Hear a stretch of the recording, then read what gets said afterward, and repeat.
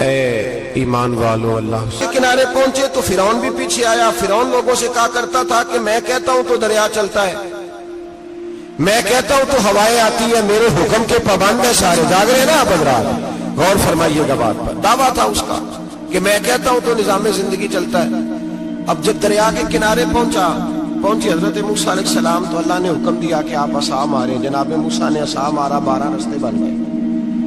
اب حضرت موسیٰ کی قوم گزر رہی تھی تو فرعون سے پوچھنے لگے کہ تو کہتا تھا میرے حکم سے چلتا ہے, تو وہ تو حضرت موسیٰ نے ڈنڈا مارا ہے تو رستہ بن گیا.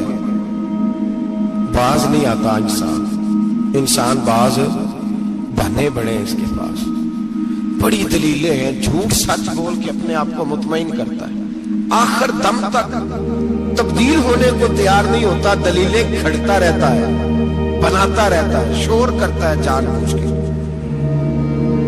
بھئی تو کہتا تھا میرے چلانے سے چلتا ہے, تو باز ابھی بھی نہیں آیا. کہنے لگا میں نے ہی حکم دیا ہے کہ ذرا پھٹ جا, مجھے یہ زندہ چاہیے.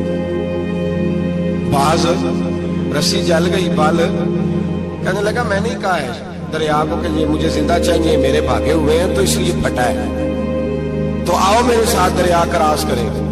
تو پتا تو ان کو بھی تھا نا, جتنا تو رب بنا ہوا ہے, پتا تو تھا, سارے جانتے تھے. کہنے لگے تو پہلے کراس کر, اگر تو پہنچ گیا تو ہم بھی پیچھے آتے ہیں. اب چاروں نہ چار. ایک روایت تو یہ ہے کہ یہ جب خدائی کا دعویٰ کرتا تھا نا, تخت پہ بیٹھا ہوتا تھا, تو ایک دن حضرت جبریل آئے اس کے پاس انسانی شکل میں. تو کہنے لگے میں بڑی دور سے آیا ہوں, تو ایک مسئلہ پوچھنا تھا. کہا پوچھو. کہنے لگے ایک غلام تھا کسی بادشاہ کا, تو بادشاہ نے اسے تھوڑی دیر کے لیے ایک علاقے کی سربراہی دے دی. کتنی دیر کے لیے ہمیں سربراہیاں ملتی ہیں؟ کیوں جی, تھوڑی دیر کے لیے ملتی ہے نا. تھوڑی دیر کے لیے سربراہی دے دی ایک غلام کو. ذرا بات کو سمجھیے. حضرت جبریل پوچھتے ہیں, کہتے ہیں سربراہی مل گئی. اب وہ مالک ہی بن کے بیٹھ گیا ہے, وہ بات ہی نہیں سنتا. اس کو تھوڑی دیر کے لیے بنایا تھا, وہ تو خدائی کا دعویٰ کرنے لگا ہے. آپ بتائیں اس کا انجام کیا ہونا چاہیے, یہ مسئلہ پوچھنے آیا ہوں. تو فرعون کہنے لگا اس کا انجام یہ ہے کہ اسے پانی میں گوتے دے دے کے مار دے. انجام کیا ہے؟ بولیے کیا انجام ہے؟ کیا انجام ہے جی؟ پانی میں. اللہ اکبر, اپنی سزا تجویز کر رہا ہے. اس کی سزا کہ اسے پانی میں گوتے دے دے کے مارو ظالم کو. اسے تھوڑی دیر کے لیے بنایا تھا اور وہ چھا ہی گیا ہے, قبضہ ہی کر گیا ہے. حضرت جبریل کہنے لگے جی آپ لکھ کے دے دیں گے؟ کہنے لگا لاؤ لکھ دیتے ہیں. لکھوا لیا. جناب جبریل رکا لے کے تشریف لے گئے.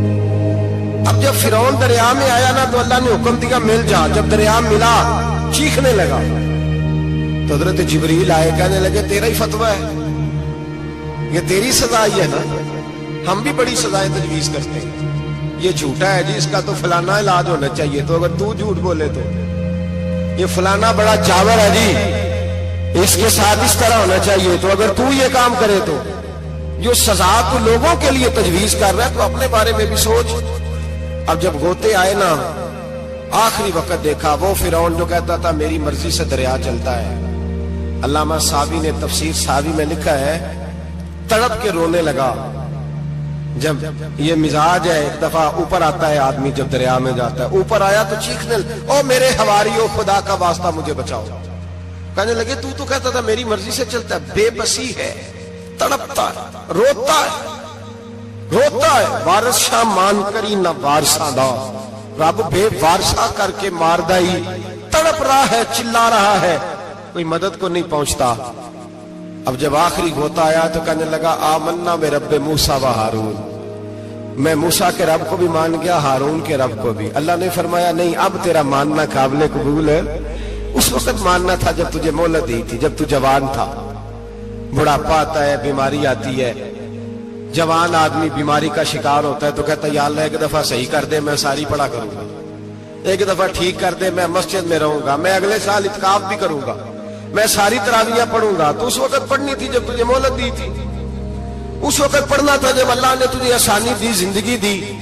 اگلا وقت یہ حال ایک کا نہیں ہوا. نمرود کو دیکھ لیں, حضرت ابراہیم علیہ السلام کو کہتا تھا میں رب ہوں.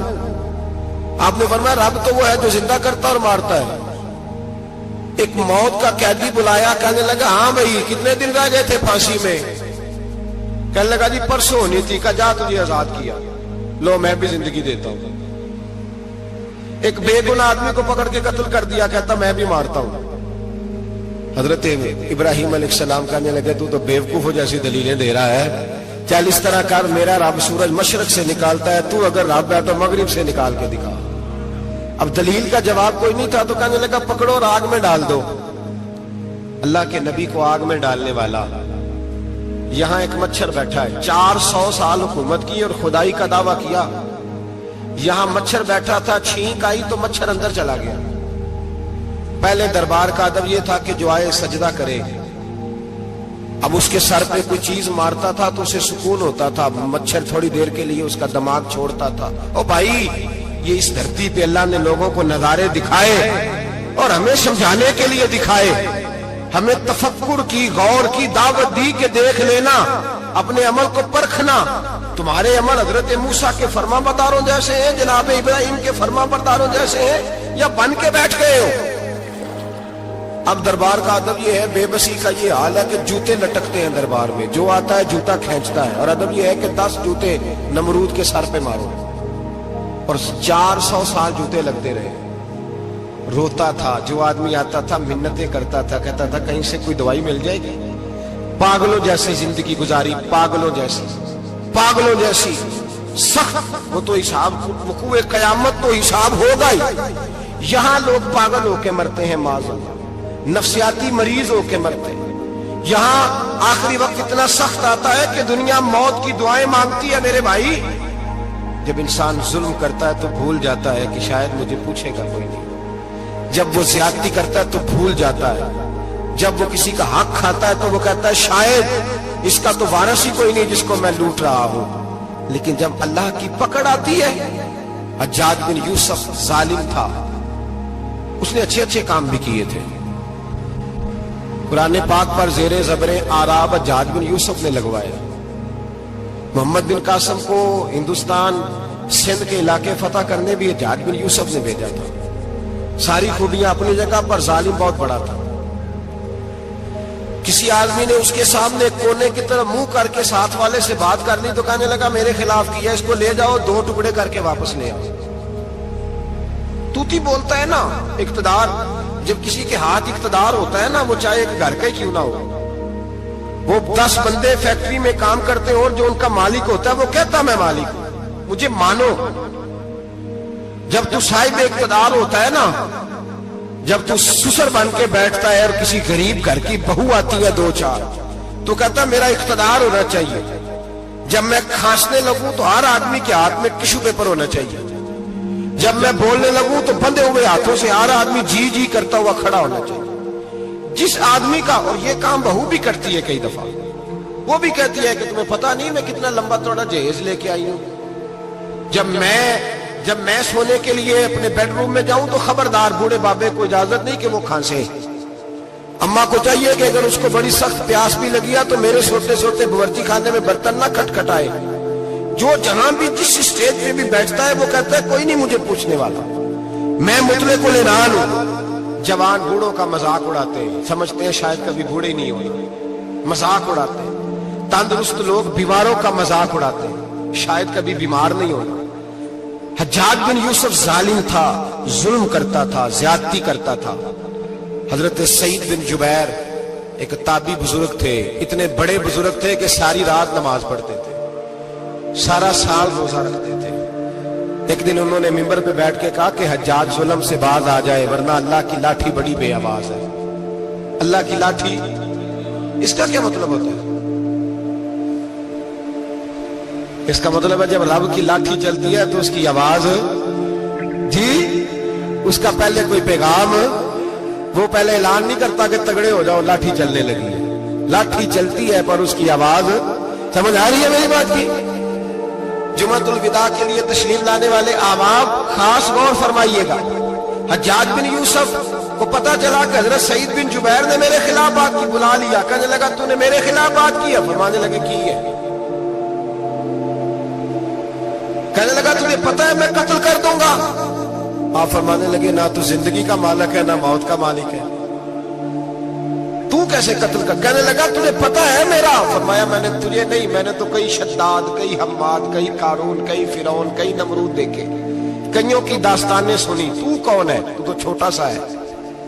एक जुमला है मुल्ला जलालुद्दीन रूमी का, बड़े दरवेश थे, एक बात कह गए, कहने लगे नमरूद जितने पैसे नहीं, फिरौन जितनी हुकूमत नहीं, कारून जितनी दौलत नहीं, वरना फरमाने लगे मेरे जमाने में भी कई लोगों का खुदा बनने को दिल करता है, कई लोगों का दिल करता है, लेकिन नमरूद जितने पैसे, फिरौन जितनी ताकत और कारून जितनी दौलत नहीं, वरना हो सकता है लोग दावा कर जाए माज़अल्लाह सुम्मा माज़अल्लाह। ये आज से कई सौ साल पहले वो कह रहे हैं, आज जो हालात बड़े अबतर है, उसकी निस्बत खतरनाक। फरमाने लगे हजरत सईद बिन जुबैर तू जिंदगी मौत का मालिक नहीं। कहने लगा पकड़ो, कत्ल करो इसे, ले जाओ। जब पकड़कर खींच कर ले जा रहे थे ना, तो हजरत सईद बिन जुबैर मुस्कुराने लगे। अब जालिम के सामने मुस्कुराए तो उसको बड़ा गुस्सा आया, ये मेरा मजाक उड़ाता है। बुला लिया, इधर आओ, क्यों मुस्कुरा रहे हो, क्या हुआ? तो हजरत सईद बिन जुबैर कहने लगे मैं मुस्कुरा रहा हूं तेरी बेवकूफी पर और अपने अल्लाह की दी हुई ढील पर। मैं मुस्कुरा रहा हूं कि या अल्लाह क्या बात है, क्या तेरा शान है, कैसे लोगों को ढील दी हुई है।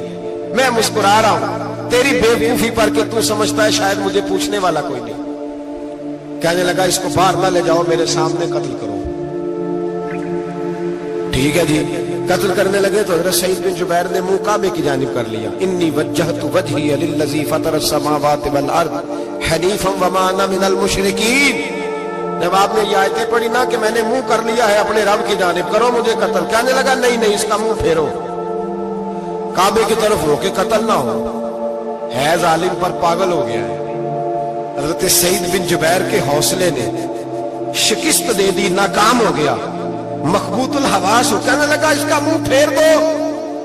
जब काबे से फेरा तो आप फरमाने लगे लिल्लाहिल मशरिक वल मगरिब फइन्नमा तवल्ला फसम्मा वजहुल्लाह। अल्लाह फरमाता है तुम मशरिक और मगरिब सारा ही अल्लाह का है, जिधर भी मुंह करोगे उधर अल्लाह ही अल्लाह है, जिधर भी मुंह करोगे उधर अल्लाह ही अल्लाह है, चारों जानब। फेर दे जिधर मुंह फेरना है तूने, फेर दिया मुंह। हजरत सईद बिन जुबैर के गले पे खंजर रखा तो आपने हाथ उठाए, कहने लगे ए अल्लाह मेरे बाद इसे किसी और पर मुसल्लत ना करना, मेरे बाद किसी और पर मुसल्लत ना, बस मैं आखिरी हूं। जब आप ज़िबा हुए तो इतना खून निकला, इतना खून निकला कि लोग कहते हैं जितना ऊंट के वजूद से निकलता है। तर हो गया सारा उसका दरबार। एक समझदार आदमी को बुला के कहने लगा इतना खून मैंने बड़े बंदे कत्ल कराए हैं पर इतना खून नहीं निकला। तो वो कहने लगे लोग मर जाते, मरते वक्त डर जाते हैं, सहम जाते हैं, खून सुकड़ जाता है, लगता है ये शख्स जब दुनिया से गया है तो डट के गया है, ये डट के गया है दुनिया से। हज्जाज बिन यूसुफ रात को सोया तो तड़प के उठा, क्या हुआ? घर वाले कहने लगे क्या हुआ? कहने लगे सईद बिन जुबैर ख्वाब में आया और कहते हैं उठ मुझे बता तूने मुझे क्यों कत्ल किया, बता बता क्यों मारा। अगली रात फिर सोया तो वही ख्वाब, फिर सोया तो वही ख्वाब। गुनाह नफ्सियाती मरीज बना देता है, जुल्म तुझे मखबूतुल हवास कर देता है। जब तू ज्यादती करता है तो अल्लाह फरमाते हैं कि तू अल्लाह को भूलता है, अल्लाह तुझे अपना आप भुला देता है, फिर तू भूल जाता है, फिर तू सीधे रास्ते पे चलता है पर भटक जाता है, फिर तू सही रास्तों का तायुन करके भी गुमराह होता है, फिर तू रोज वही गाड़ी चलाता है पर अब जब तू ब्रेक लगाता है तो नहीं लगती। जब गुनाहों के साथ तू मखबूतुल हवास होता है, तू रोज वो कारोबार करता है, लेकिन जब तेरे गुनाह तुझे घेर लेते हैं फिर उसी कारोबार में तू नुकसान उठाता है। हज्जाज बिन यूसुफ तड़पता है, रोता है, यहां तक के बीमार हो गया, पेट में दर्द होती है, पता नहीं क्या हुआ, तकलीफ होती है, पता नहीं। सारे हकीम, तबीब, डॉक्टर